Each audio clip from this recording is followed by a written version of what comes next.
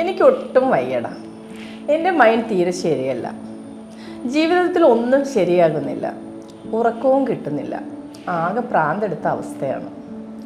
എപ്പോഴെങ്കിലുമൊക്കെ ആരെങ്കിലും നിങ്ങളോട് ഇങ്ങനെ പറഞ്ഞിട്ടില്ലേ, നിനക്ക് പണിയെടുക്കാൻ വയ്യാത്തതിൻ്റെ മടിയാണ് എന്ന് പറഞ്ഞ് കുറ്റപ്പെടുത്തുകയോ ഇത്രയും വലിയ ആളായിട്ടും നാണമില്ലേ ഇങ്ങനെ പറയാൻ എന്ന് കളിയാക്കലോ ഒക്കെ ആയിരിക്കാം പലപ്പോഴും മറുപടിയായി അവർക്ക് ലഭിക്കുന്നത്.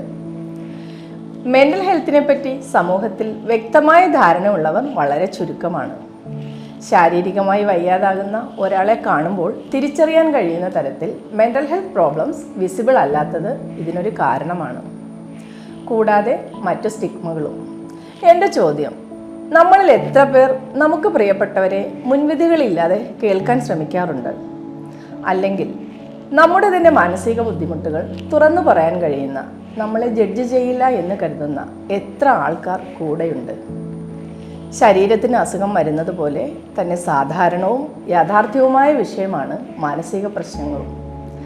എനിക്കൊരു പ്രശ്നമുണ്ടെന്ന് സ്വയം തോന്നുമ്പോഴോ അല്ലെങ്കിൽ നിങ്ങളുടെ കൂടെയുള്ളവർ സ്ട്രഗിൾ ചെയ്യുന്നുവെന്ന് നിങ്ങൾ മനസ്സിലാക്കുമ്പോഴോ വിദഗ്ധ സഹായം ഉറപ്പുവരുത്തേണ്ടത് അത്യാവശ്യമാണ്. ഓർക്കുക, എല്ലാ മനുഷ്യരും സമാധാനവും സന്തോഷപൂർവ്വവുമായ ജീവിതം അർഹിക്കുന്നു.